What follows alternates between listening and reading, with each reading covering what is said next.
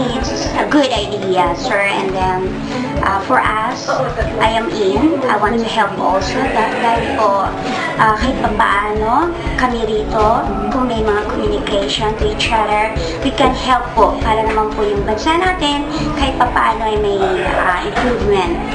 And then, it's a good thing is that hindi naman po ganong malaki yung ibibigay, that is taos-puso pong ibibigay. So para po din naman for the future of our country, it's good, it's good. It's amazing idea from you, Sir Manny. Para sa akin, ito ay isa sa magandang proyekto para sa kakaunlad ng ating bansa. Kung tayong Pilipino ay magkakaisa, kahit magsisimula sa kaliit-liitang bagay, malayo ang mararating natin.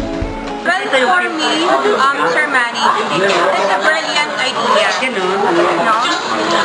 Napakaganda po ng idea ninyo. And being an OFW, I think I have also responsibility to my fellow OFWs. So itong programa ninyo, $1 One Factory, this should be supported also by the OFWs around the world. Kasi this is the right time na magkaroon ng collective effort ang mga OFWs para naman makatulong sa Pilipinas. And this is something, this is a project that they can be proud of for the rest of their lives na nagtatrabaho sila. Natulungan namin yung kapwa OFW na makilala po yung kanilang mga organization at maging isa po kami dito sa Hong Kong.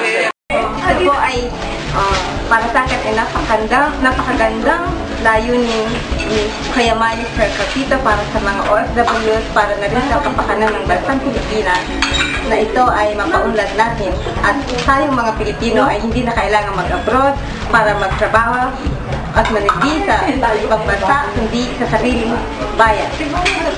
Magandang idea siya kasi puunlad ang Pilipinas, diba? At maraming walang trabaho ngayon sa Pilipinas. So kung magmamaterialize itong envision nyo na factories, maraming magkakaroon ng trabaho sa atin. Ang masasabi ko, ito kami ay sumusuporta po sa inyo, Sir Manny, at nandito ang mga grupo ko na sumusuporta at ipaparating ko sa kanila dahil ako muna ang isang interview nyo. Asahan po ninyo na kami at ang grupo ko ng isang COA, tutulong po kami sa inyo. Kami po yung nagpasalamat sa pamagitan ng nagkaroon tayo ng Manny Calpito na nakapag-isip ng ganitong idea.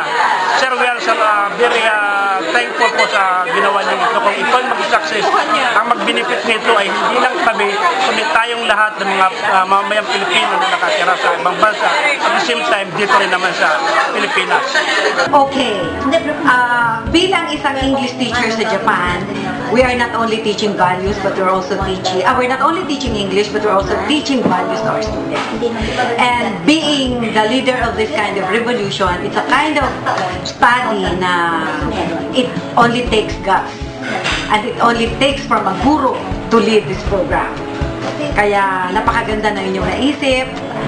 Workable, it's achievable, and it's helpful. Palagay ko po napakaganda po. It's a nice visionary expression coming from you, Sir Manny. Because you know, we're all impressed with what you're thinking, and hopefully in the near future we'll be one of the richest countries in the world.